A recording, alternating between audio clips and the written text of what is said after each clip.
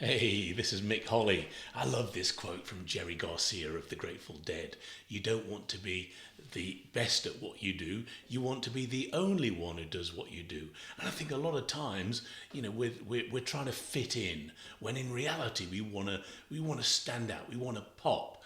And this whole sentiment is also echoed in this book by Sally Hogshead. I'd encourage you to read it, but her message is exactly that. It's better to be different than it is to be better.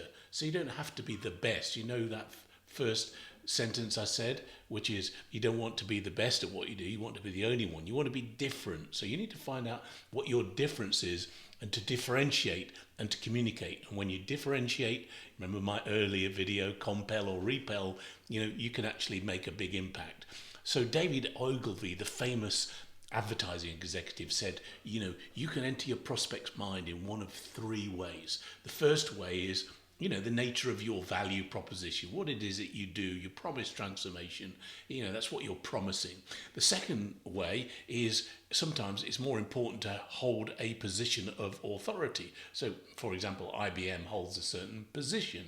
Who they are is more important than, the nature of their basic offer.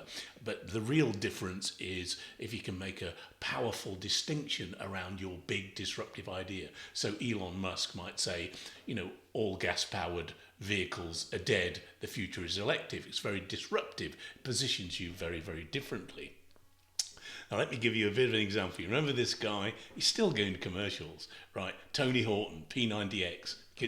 I actually did the P90X program. I did it for 90 days and it really did make a difference. You can get a little injured on the way, but in fact, having put on a few pounds lately, due to not doing much exercise, I think I ought to go back on the P90X program. But let's take a look at that program through those three lenses. So the first one, what was their promise? Well, their promise was, we're going to transform your body in 90 days. And, you got looking at, this is a 50-year-old guy with abs. You're thinking, yeah, that's not a bad promise, as old people could, want to have that level of fitness. But, he was competing with all the other people. You remember Chuck Norris with the Total Gym, and then you had that ROM machine that was advertised where you just did 5 minutes worth of exercise.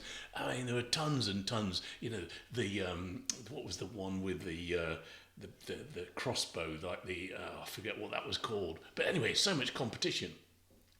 And their positioning was very distinctive. Like most people were saying, hey, exercise for 5 minutes or drink a milkshake. And they're saying, no, you have to exercise every day for 90 days. Now, that was quite distinctive in terms of its positioning in that marketplace. But their big idea, I don't know if you've watched their commercials, but they said, when you start to train, you reach plateau, and then your muscles don't get any better. So they invented this concept called muscle confusion. So one day we'll do, cardio, the other day we'll do strength, another day we'll do yoga, and another day we'll do, aerobics, and another day we'll do plyometrics, so that your muscles never get confused and that you have this transformation. Everybody thought, wow, that's really distinctive. I mean, it doesn't even have to be scientifically sounded, but if you sound really different and you have a big idea, then people, will see a big difference.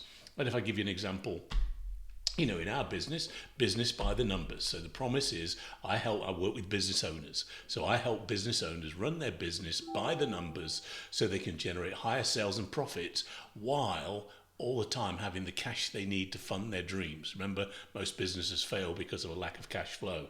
And my positioning is I'm the voice of authority in implementing programs that delivers long-term wealth creation. But the distinctive idea is that owners need to be financially literate. They need to understand their financial statements. They need to have numbers that drive their business. And so that's a little bit odd, because most owners, pass all of that off to their CPA and they don't really understand the numbers. But when you do understand your numbers, they can empower you and you can drive your business successfully. So hopefully you found that useful. I want you to think about, what is your disruptive idea? What are you going to do to stand out in the marketplace? Differentiate or die. Those are the only two options. I hope you like this video. I'll see you in the next one.